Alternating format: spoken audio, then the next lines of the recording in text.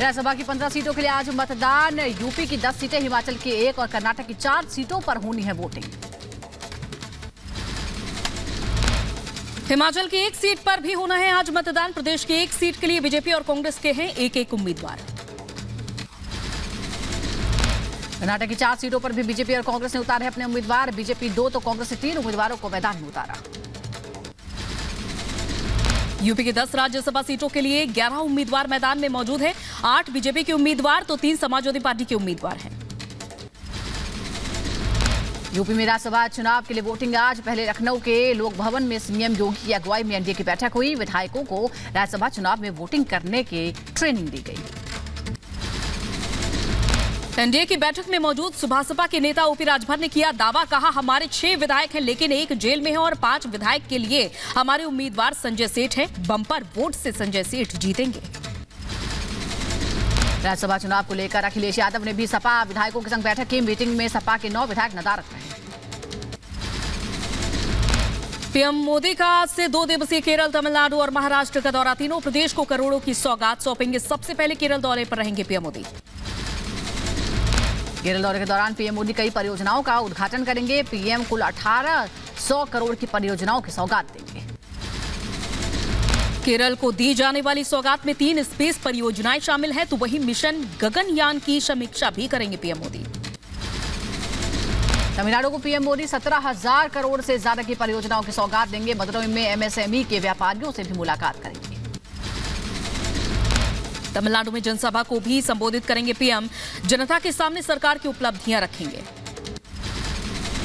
28 फरवरी को पीएम मोदी का महाराष्ट्र दौरा होगा। महाराष्ट्र में पीएम कई परियोजनाओं का उद्घाटन करेंगे। कृषि सिंचाई योजना की भी सौगात देंगे। महाराष्ट्र में मिशन 24 पर भी पीएम मोदी जोर देंगे। साथ ही प्रदेश में जनसभा को भी संबोधित करेंगे। केंद्रीय गृह मंत्री अमित शाह का आज गुजरात दौरा। सुबह 11:30 बजे कपिलेश्वर महादेव मंदिर में दर्शन करेंगे अमित शाह। अमित शाह गुजरात के गांधीनगर में नवनिर्मित विद्यालय भवन का लोकार्पण करेंगे। साथ ही स्मार्ट सिटी की एक लाइब्रेरी का भी तोहफा देंगे।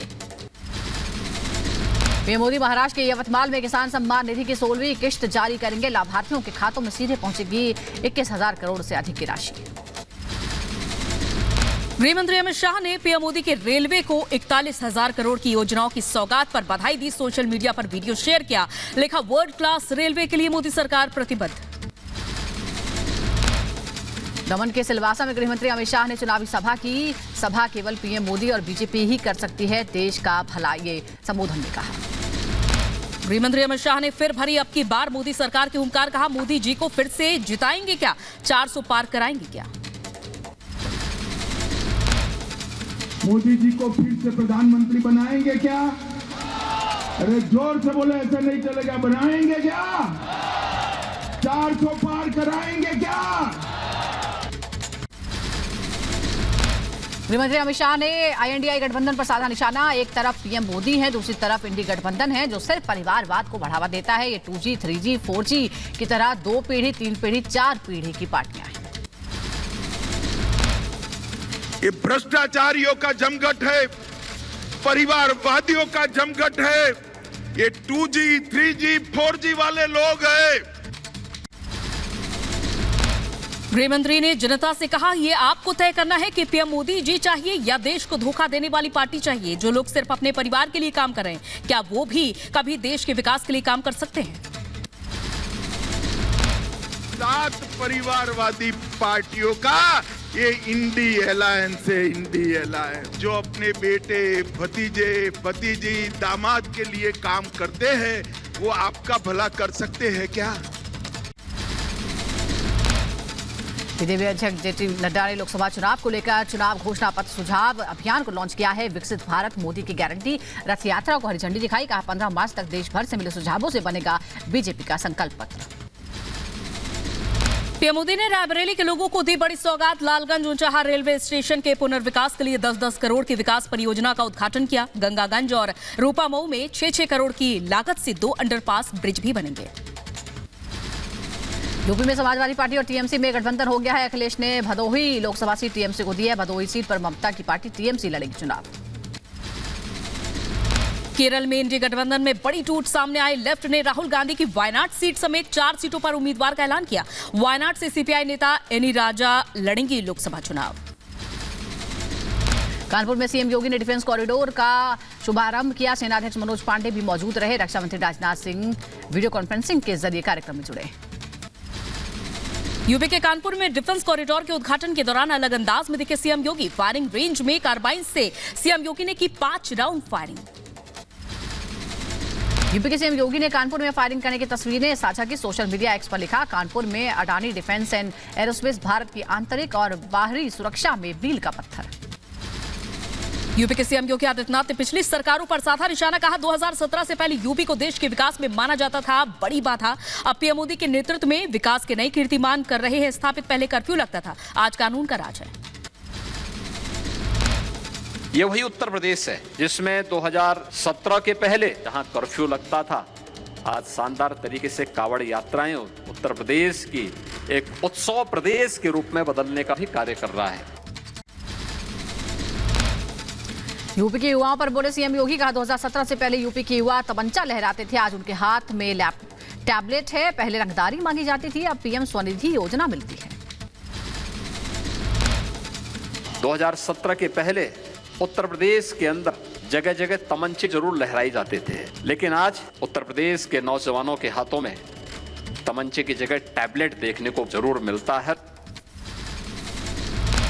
बिहार के पूर्णिया में तेजस्वी यादव के काफिले का दुर्घटनाग्रस्त हुआ। हादसे में ड्राइवर की मौत जबकि 10 लोग गंभीर रूप से घायल हुए। हमारी एक स्क्वाड गाड़ी जो है वो दुर्घटनाग्रस्त हो गई है।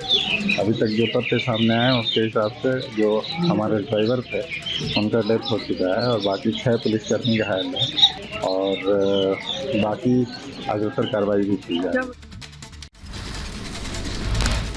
यूपी के मैनपुर में सपा की लोकसभा प्रत्याशी डिंपल यादव के समर्थन में जूही सिंह पहुंची किशनी में कई बैठकों में जूही सिंह ने हिस्सा लिया। यूसीसी को लेकर बीजेपी पर भड़के एआईएमआईएम अध्यक्ष असदुद्दीन ओवैसी। कहा हमसे शरीयत छीनने की हो रही है कोशिश। इस्लाम में रिफॉर्म नहीं, हिंदुत्व को लागू करना चाहती है बीजेपी। नेता स्वामी प्रसाद मौर्य की नई पार्टी को लेकर सवाल पर भड़की बदायूं सांसद संघमित्रा मौर्य। कहा मैं बीजेपी की कार्यकर्ता और सांसद हूं, बीजेपी के लिए काम कर रही हूं, आपके सवाल मुझे परेशान कर रहे हैं। संदेश कालीकांड को लेकर कलकत्ता हाईकोर्ट की बंगाल सरकार को कड़ी फटकार। हाईकोर्ट का आदेश, शाहजहां शेख को तत्काल गिरफ्तार करे ममता सरकार। बंगाल की ममता सरकार को हाईकोर्ट से फटकार पर बीजेपी बोली, हाईकोर्ट के आदेश के बाद अब बंगाल पुलिस को शाहजहां शेख को गिरफ्तार करना ही पड़ेगा। वो ये चीज समझ गए हैं कि अब ये मामला जो है यहाँ से सीबीआई के हाथों में चला जाएगा तो सारी हकीकत खुल करके बाहर आ जाएगी। 48 घंटे से लेकर के 46 घंटे, अब जितना भी वक्त है 2 से 3 दिन के अंदर ये उसको पकड़ करके दिखाएंगे। बीजेपी नेता शाजिया आलमी ने केजरीवाल को बताया ड्रामेबाजी समन पर पेश नहीं होने पर। कहा केजरीवाल जानते हैं उन्होंने गलत किया है, ये इसलिए सब कर रहे हैं। दिल्ली के सीएम अरविंद केजरीवाल के ईडी समन पर पेश नहीं होने पर बीजेपी नेता मनजिंदर सिंह सिरसा ने साधा निशाना। कहा केजरीवाल शराब घोटाले के मुखिया हैं, इसलिए तो ईडी से भाग रहे हैं। केजरीवाल के पास कोई जवाब नहीं है और वो ज्यादा दिन तक बच नहीं पाएंगे। कांग्रेस सांसद कार्ति चिदंबरम को बड़ा झटका। चाइनीज वीजा स्कैम मामले में ईडी ने राउत जब ने कोर्ट में दाखिल की चार्जशीट। कार्ति को बनाया आरोपी नंबर 1। कोर्ट 16 मार्च को करेगा सुनवाई। मराठा आरक्षण के आंदोलन के नेता मनोज जरांगे पाटिल ने 17 दिन बाद अपना आमरण अनशन वापस लिया। कहा अगले 1-2 दिन तक इलाज लूंगा, इसके तुरंत बाद में अगले दौरे की घोषणा करूंगा। राजस्थान के पूर्व सीएम अशोक गहलोत के बेटे वैभव गहलोत ने राजस्थान क्रिकेट संघ के अध्यक्ष पद से इस्तीफा दिया। बीजेपी पर लगाया अनदेखी करने का आरोप।